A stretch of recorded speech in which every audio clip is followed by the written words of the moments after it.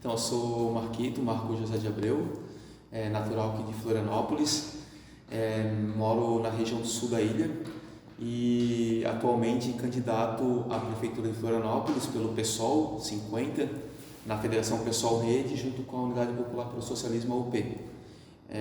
Atualmente eu estou como deputado estadual aqui em Santa Catarina, já fui vereador por 6 anos, em Florianópolis 2 vezes eleito, uma vez o segundo mais votado, a segunda o mais votado em Florianópolis. E sou engenheiro agrônomo de formação, fiz mestrado no programa de pós-graduação em agroecossistemas, estudando a questão de tecnologia social e também a questão de gestão social sobre resíduos sólidos, agricultura urbana.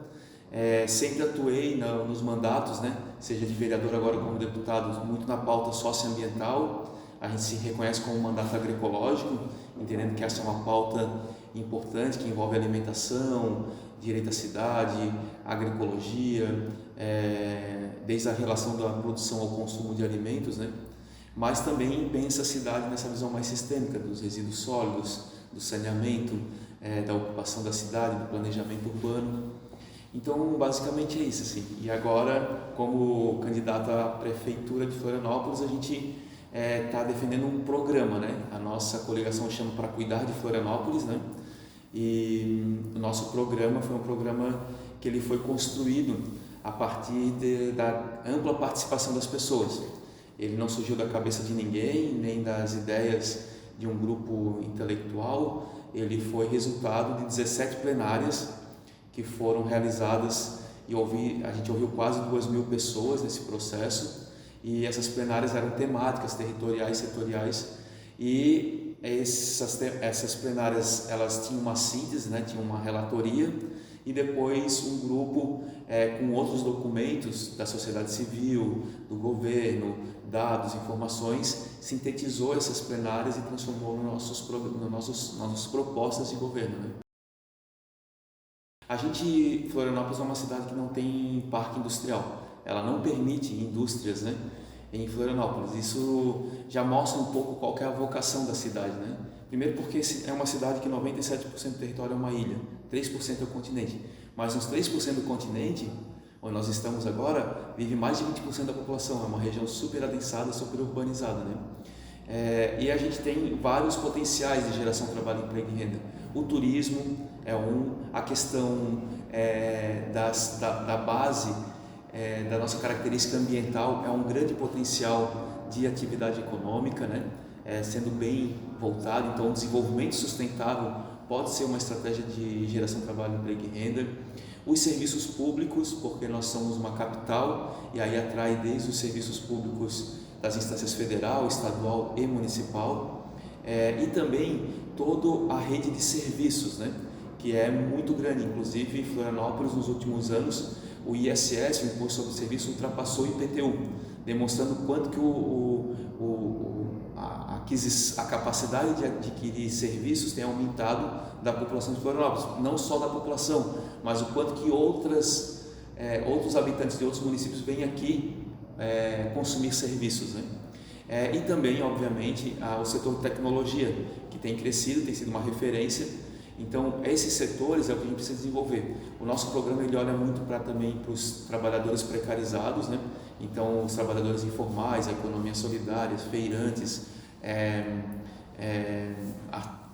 quem trabalha com artesanato, trabalhadores de praia, de serviço de praia, tudo isso a gente pretende criar mecanismos dentro da Prefeitura Municipal para dar uma atenção especial a esses trabalhadores.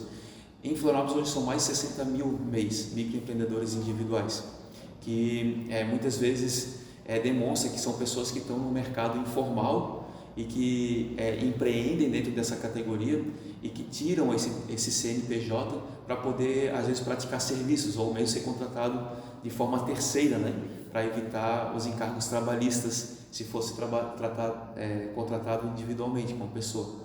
E a gente pretende ter uma casa do empreendedor que dê atenção a essas pessoas que lançam seus MEIs. Uma boa parte desses estão endividados, porque abre o MEI, não sabe que tem que prestar contas anualmente, acaba acumulando uma dívida e às vezes quando precisa ter o seu CPF liberado e reconhece que tem uma dívida porque abriu o MEI. Então a gente pretende também criar mecanismos dentro dessa realidade para conseguir dar um apoio para esses microempreendedores individuais. Legal, a gente tem uma leitura de que é um setor que cresce, é um setor também que importa muita mão de obra, porque a gente não tem uma capacidade de formação da mão de obra aqui na região. Eu tenho acompanhado um trabalho com o Instituto Wilson Gros, da tentativa dos centros de formação nas periferias, para que a nossa população, inclusive está em curso a construção de um desses centros, né, ali no Monte Serra, para que a gente tenha essa, vamos dizer assim, essa justiça social aplicada a esse setor. Então a gente quer incentivar que a formação e que as comunidades das periferias tenham acesso a esse tipo de formação, essa capacitação, para poder também acessar esse setor econômico, esse tipo de trabalho, né?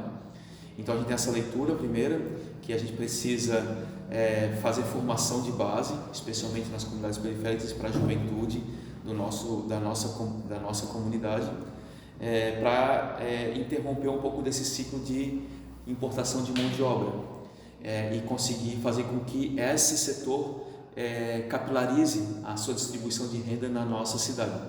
O segundo ponto é a Prefeitura Municipal ser uma parceira desses espaços, dessas startups, desses setores que atuam. Grande parte dessas startups produzem tecnologia e são aplicadas em outros lugares do mundo, e tecnologias super de ponta que nunca são aproveitadas no nosso próprio território, né? E muitas vezes foi de gente daqui que produziu esse conhecimento. Então a gente precisa criar um elo de relacionamento, né, para que isso aconteça. A gente precisa ter uma relação junto com a rede municipal de educação e o setor de startup, para que isso faça sentido também para a nossa formação e não seja algo que a criança ou o adolescente só vai ter contato lá na frente, quando tiver depois da universidade, depois acessando o mercado de trabalho, né? Mas que isso seja realmente algo mais popular nas nossas comunidades, né? E por fim, pensar algumas questões do ponto de vista tributário e entender que esse setor é um setor que ele gera trabalho, emprego e renda com baixo impacto ambiental. Então também trazer as questões socioambientais para dentro desse setor, né? E eu posso falar um pouco depois. A gente tem acredito que seja um pouco das próximas perguntas, mas a Prefeitura Municipal tem um sério problema assim de ter informações, dados sistematizados para tomada de decisão de política pública, né? Então, o que nós queremos desenvolver na nossa gestão, na nossa prefeitura, é criar um setor de gerenciamento e gestão de dados e informações sobre os serviços públicos, né? Então, a Secretaria de Saúde produz muito dados e informações, né, indicadores. A Secretaria de Educação, mesma coisa. Não tem como a gente falar qual que é a proposta mais adequada de saneamento para Florianópolis se não tiver uma gestão de dados e informações. Tu reduz o custo de uma obra pública em até 40% se tu trabalha a partir de um gerenciamento de dados e informações. E isso se faz com o setor de tecnologia. Então, nós temos na nossa proposta, no nosso programa, a criação de um setor na Prefeitura Municipal de gestão de dados e informações, que serão os instrumentos de orientação de políticas públicas em todos os setores, de infraestrutura à assistência social, né? E isso é um elo de relacionamento muito grande com as startups, com o setor de tecnologia, e não faz sentido a gente morar numa cidade que tem títulos de cidade de tecnologia e não ter um bom sistema de sincronia dos semáforos, por exemplo, sabe? De não ter um bom sistema de dados sobre saneamento básico, né? Então a gente tem isso bem definido no nosso programa. Foi um debate bem grande, a gente fez rodas de conversa sobre esse tema e conversamos com alguns grupos ligados a Impact Hub, alguns grupos que têm discutido esse tema, e sempre vem essa questão. A gente desenvolve uma tecnologia aqui e aplica fora, em parceria com outras prefeituras do Brasil e do mundo, e aqui a gente tem uma dificuldade enorme de fazer um bom relacionamento, né? Então a nossa proposta, a gente até chama assim que a escola é o coração do bairro, né? E a gente vem observando as últimas gestões que assumiram a Prefeitura de Florianópolis, que vem desmontando esse serviço que é tão importante. Nós temos um dado bem concreto. Hoje, 54% dos professores que trabalham na rede pública municipal são de contratos temporários, são ACTs. Isso faz com que o vínculo afetivo, o vínculo da comunidade, ele é muito fragilizado. E esses professores acabam não conseguindo fazer um trabalho continuado. Um outro dado que nós temos é que a formação continuada dos professores e da comunidade escolar, ela tem sido rompida. Não temos mais um circuito de formação continuada para os professores. Consequentemente, nós não temos um plano político-pedagógico bem definido, né? E tirando um pouco desse lugar da escola como um lugar de formulação. A gente também tem um outro diagnóstico, que é a ausência de trabalhos e de ampliação da escola como uma escola aberta, que dialoga com a Fundação de Cultura, com a Fundação de Esportes, que consegue ter atividades extracurriculares ou atividades amplas no final de semana, à noite, no contraturno, por conta da falta de relação entre as secretarias, né? E isso acaba trazendo um pouco da consequência de uma escola monótona, uma escola onde os professores estão sobrecarregados, ganhando pouco, com contratos temporários, né, e sensíveis, né, ao que a gestão determina, com pouco estímulo para as crianças e jovens e adolescentes, né, e uma escola dissociada da comunidade. A gente pretende reconstruir isso. O primeiro passo é transformar esses ACTs em contratados de forma efetiva a partir de concursos públicos. O orçamento prevê esses que são hoje contratados temporariamente, eles entram para a folha de pagamento. O que nós temos hoje de contratados temporariamente, conseguiria contratar 80% deles de forma efetiva, e isso não afetaria o impacto na folha de pagamento da Prefeitura Municipal e traria muito mais qualidade para o trabalho. Obviamente que criaria vínculo, né, do plano de carreira de salário e assim por diante.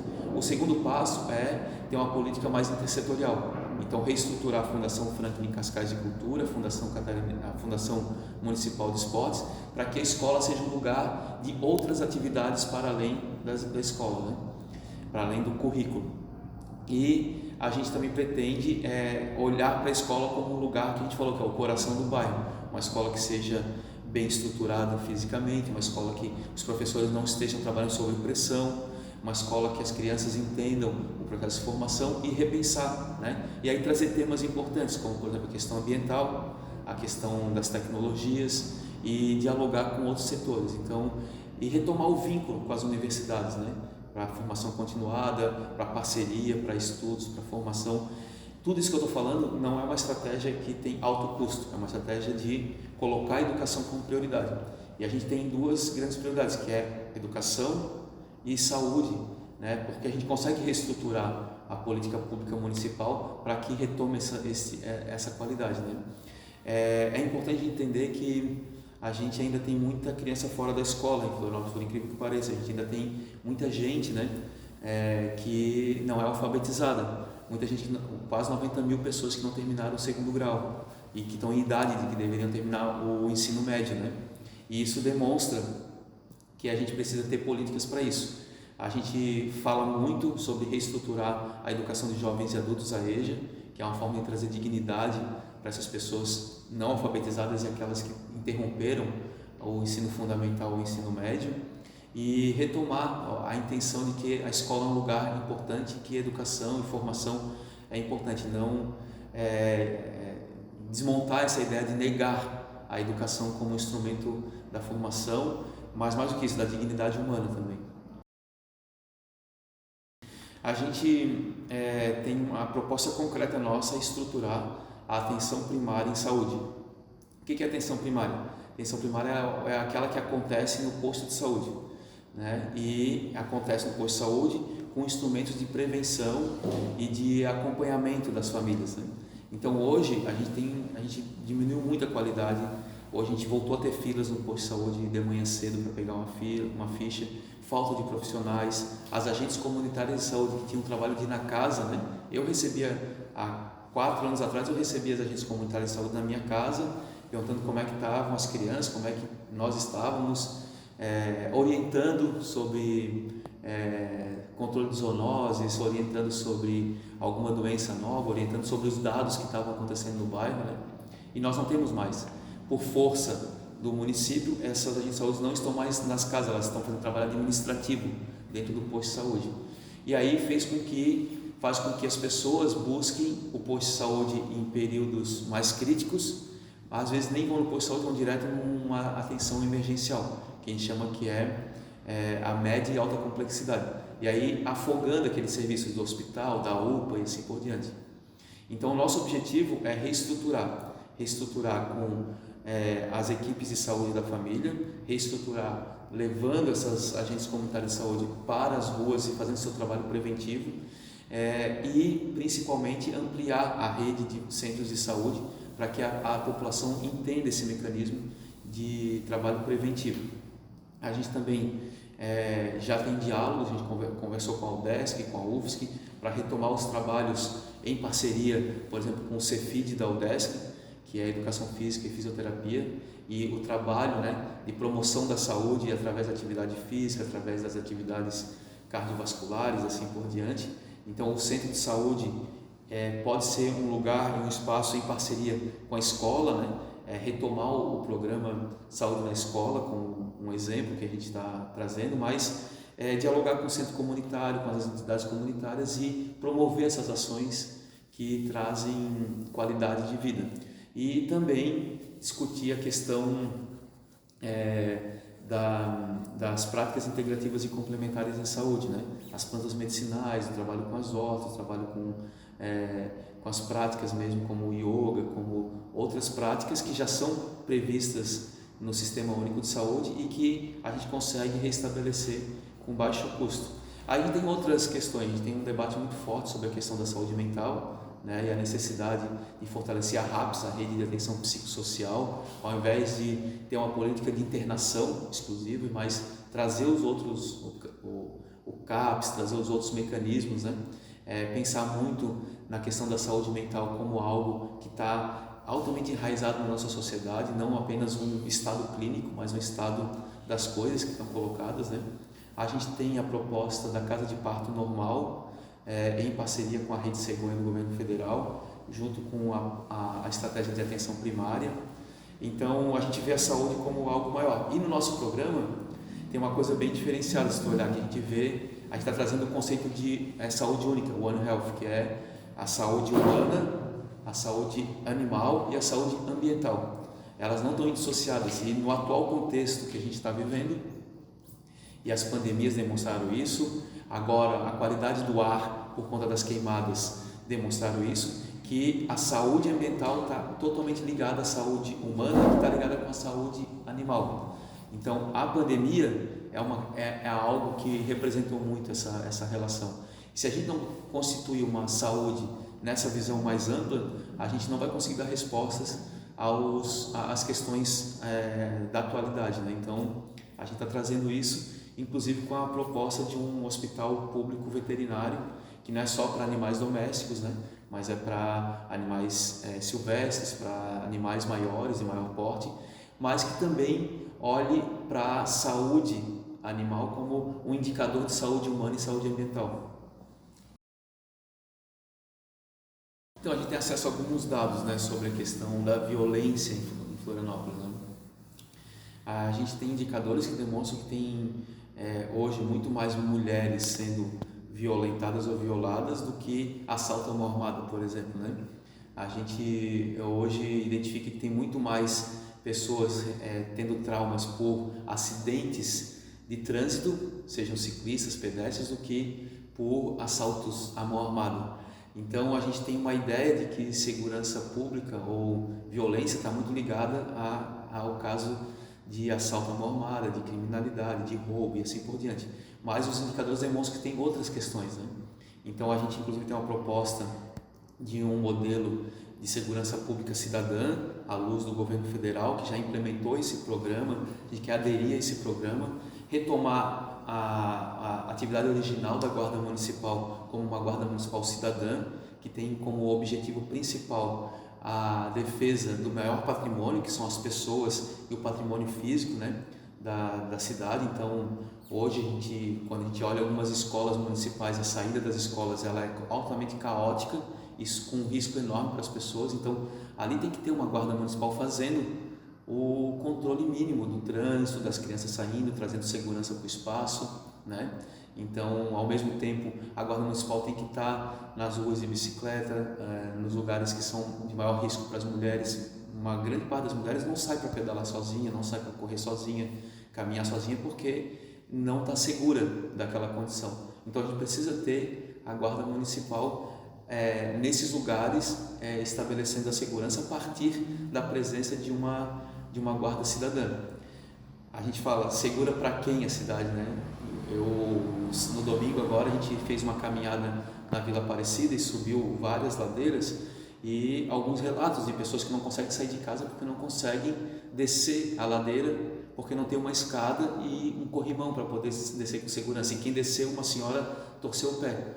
Então, o que é segurança, né? A gente pretende, assim, ao mesmo tempo, o que é segurança quando não tem iluminação pública de qualidade. Então, tem programas que tem propostas no nosso plano de governo que está muito definida, que é, por exemplo, uma política de iluminação pública para trazer segurança para as pessoas, sabe? Há uns anos atrás, a Prefeitura Municipal decidiu colocar iluminação pública nas praias, sendo que o lugar de maior segurança não é nas praias, até chegar às praias. Eu vou dar um exemplo lá da Costa de Dentro, no extremo sul da ilha. Eles optaram por iluminar a Praia da Solidão, sendo que as mulheres têm a maior insegurança de sair do ônibus do ponto final e chegar até a sua casa na Costa de Dentro, que tem pouca iluminação. A prioridade não era aquela, a prioridade era iluminar as ruas para trazer maior segurança e confiança para as pessoas, né? Então a gente tem uma proposta de iluminação pública de qualidade, especialmente nas regiões mais periféricas, né? E com essa nossa caminhada também uma política de escadarias e corrimãos para as pessoas nas regiões de encosta, porque isso pode trazer, às vezes é uma ação de pouco custo e de alto impacto para as pessoas, sabe? Para trazer dignidade humana mesmo, né? Então a gente tem um pouco dessa visão mais ampla. Aí sempre entra esse debate, né, de população em situação de rua, entre esse debate, outros debates sobre segurança pública, né? Mas a gente está na perspectiva da segurança pública cidadã. E o poder público municipal precisa criar políticas públicas para ampliar a segurança e a confiança das pessoas, né? Então a gente tem uma proposta primeiro dentro do nosso plano de governo. A gente fez uma plenária LGBTQIA+, né, que discutiu muitas questões sobre acesso à saúde pública, né? Nós temos hoje um ambulatório trans que tem dificuldade e que acabam rompendo o tratamento por conta de ausência de medicamentos especializados, né? A gente tem uma dificuldade dessas pessoas de acessarem os serviços públicos de saúde lá na atenção primária, por discriminação, por muitas vezes até mesmo por elementos de não de olharem para essa pessoa não da forma digna como ela precisa ser olhada. Então, o primeiro ponto é fazer uma formação, né? A gente precisa trabalhar com formação aos nossos servidores públicos municipais. A gente também tem discutido muito a questão primeiro, né, a política do cuidado e junto com mães atípicas, né? Então a gente tem discutido muito esse lugar da mulher hoje na sociedade como mulher dos cuidados, né? E a gente vem aprendendo com esse processo, né? Algumas candidaturas nossas, a vereadora e vereadora, elas vêm discutindo isso e a gente tem aprendido muito e tem trazido para o nosso programa, né? Então é fundamental a gente estabelecer uma rede de apoio às mães solos e essa política do cuidado. E às vezes são detalhes assim, sabe, como por exemplo os restaurantes comunitários, uma lavanderia comunitária, um espaço, né, para que quando as mulheres se organizam tem um espaço de apoio, de suporte básico, né? Garantir vaga em creche, garantir acesso à saúde pública é também uma forma, uma estratégia de dar um suporte a essa realidade, né? E com as mães atípicas a coisa ela se amplia ainda mais, porque quando tu não tem os serviços de qualidade público, essas mães ficam sobrecarregadas ainda mais por conta de que estão acompanhando uma criança, um adolescente, até mesmo um adulto há muitos anos e ficam restritas a essa atividade do cuidado, né? Então a gente vem elaborando um pouco essa questão e vem discutindo isso para trazer para dentro do programa e aplicar esses mecanismos que às vezes não são tão caros, pensar em ampliar, né, os espaços públicos da cidade, pensar nesses equipamentos de gestão comunitária, como equipamentos que podem dar um suporte para essa realidade, né? É claro que isso é avançado, mas muitos lugares do mundo, cidades importantes, né, que tiveram governos mais progressistas, aplicaram esse tipo de política, né, ou aplicam. Então é possível pensar e conversar e discutir sobre isso. A gente também vem num debate de que a gente quer ter paridade na nossa gestão em termos de secretaria, de gênero, também das pessoas pretas dentro do governo. Então a gente tem esse debate mais aprofundado e que vem aparecendo, né, dentro da nossa discussão, até porque isso ainda é algo que a gente vai para o segundo turno, e no segundo turno tem as relações que vão ser estabelecidas, né? Então a gente vem discutindo isso. Eu sou deputado estadual e a gente tem uma política dessa, né? Uma política afirmativa dentro do mandato, de paridade entre homens e mulheres, a gente tem uma política de participação de cotas definidas indígenas e de pessoas pretas. Então a gente tem um pouco disso e está começando a fazer esse debate dentro do programa também. No nosso programa, a gente colocou a proposta de aplicar o programa Tarifa Zero de forma gradativa. Eu vou falar um pouco sobre ele, mas a gente vê a mobilidade urbana sobre vários aspectos, né? O mais importante nesse ponto que nós estamos hoje em Florianópolis é de ter um transporte público coletivo de qualidade, atrativo e que desafogue o uso do automóvel ou do transporte individual. E isso precisa ser feito com alguns instrumentos. A gente tem um contrato de concessão em Florianópolis, que é um contrato com o consórcio Fênix, que vai até 2035, com regras bem estabelecidas. Isso nos coloca vários limites. O segundo ponto é que esse contrato de concessão acabou fazendo com que Florianópolis ficasse fora da discussão da região metropolitana. Não tem como discutir mobilidade urbana em Florianópolis, saneamento básico, abastecimento de água, lixo, resíduos sólidos, se não for discutido de forma regional ou de forma da região metropolitana. Infelizmente, Florianópolis vem se ausentando desse debate. Florianópolis não faz parte, por exemplo, do consórcio dos municípios da Grande Florianópolis, por incrível que pareça. É a cidade principal e ela não faz. Florianópolis saiu do PLANUS, que é o Plano de Mobilidade Urbana da Grande Florianópolis, porque fez uma concessão individual, né? A gente pretende, quando assumir o governo, de estabelecer a liderança sobre a região metropolitana e conseguir dialogar com os municípios para essas questões mais estruturais, né? Não dá mais, a gente está com uma região com quase 1.100.000 pessoas na Grande Florianópolis, né? Então, para isso, a gente pretende, nesse limite do contrato do consórcio Fênix, a gente hoje, o município de Florianópolis subsidia o transporte público numa ordem de quase 120 milhões de reais por ano, certo? Mas o subsídio é por passagem, por passageiro. Isso faz com que a empresa prefere atolar os ônibus, porque ele ganha por subsídio por passagem, do que ter mais ônibus, mais horários e diluir o uso dessas pessoas. Então, para ele é mais lucrativo encher um ônibus e transportar. A gente tem uma proposta concreta que é subsidiar por percurso, por horário. Então, a empresa ganha o subsídio por linha. E isso faz com que, não importa o número de pessoas que está usando, ele vai ser subsidiado por aquele percurso que for realizado. Isso vai fazer com que a empresa implemente mais horários, mais linhas e o serviço esteja mais disponível. Esse é um primeiro passo, né? O segundo é construir nas principais artérias os corredores exclusivos de ônibus. Não tem como atrair as pessoas para o transporte público se ele não for mais rápido, né? Então, é fundamental nas artérias principais da cidade, norte, sul, leste, oeste, ilha, continente, né? A gente volta ao morro da região da UFSC, centro, precisa ter os corredores exclusivos de ônibus e implementar o Tarifa Zero de forma gradativa. através desse subsídio que já é estabelecido, mas com outras formas de pagamento, como por exemplo o que é arrecadado hoje, que é arrecadado com as vagas do Zona Azul, o que é arrecadado com outros elementos de mobilidade, né? O próprio PVA pode ser um instrumento daquela parte que vem para o município para compor esse fundo, e ter um recurso, mesmo que é hoje já pago pelos comerciários que pagam o transporte do seu servidor, do seu trabalhador. Esse recurso, ao invés de ir para o trabalhador, pode ir para um fundo que garante que todo mundo circule. E quando tem um transporte público tarifa zero, as pessoas circulam mais. Hoje o transporte público é só para transportar trabalhador no horário de pico e estudante, sendo que não é um instrumento para as pessoas acessarem a cidade, não é uma garantia de direito à cidade.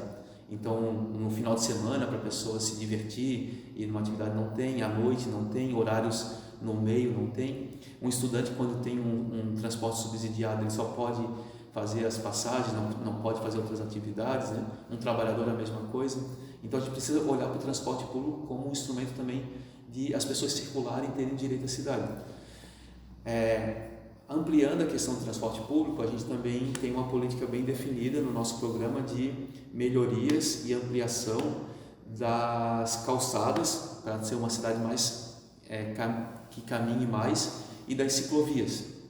Nós temos um potencial enorme da relação ilha-continente, sul da ilha, volta ao morro. Tudo isso poderia ser muito mais utilizado a bicicleta como transporte. Muitas cidades do mundo avançaram nisso. Se a gente tivesse hoje, vamos supor, 15% da população usando bicicleta para fazer percursos de 7 a 5 quilômetros, isso já mudaria muito. E boa parte da população hoje faz esse tipo de percurso, e que muitas vezes leva até 30 minutos, 40 minutos com um percurso de 5 quilômetros que poderia estar sendo feito de bicicleta em 15 minutos, por exemplo, né? Então a gente pode pensar nessa cidade, mas precisa ter uma grande rede de instrumentos, e principalmente a questão das calçadas, né? Para as pessoas caminharem mais. E pensar hoje a questão da mobilidade não é só um problema do centro, né? É um problema dos bairros. Então pensar em bairros com velocidade mais baixas e priorizar cidades caminháveis e pedaláveis, né? Isso muita gente fez, muitas vezes receberam muitas críticas por isso, mas mudou a realidade de muitas cidades. E Florianópolis tem um potencial para fazer isso. A gente tem condições climáticas, ambientais para isso, a gente tem as planícies que dão condição para isso, mas as pessoas não usam por insegurança. Não tem segurança de usar a bicicleta como transporte de 5 a 7 quilômetros, que não é nada extraordinário, né? E o poder público é quem tem que fazer esse tipo de planejamento e de execução.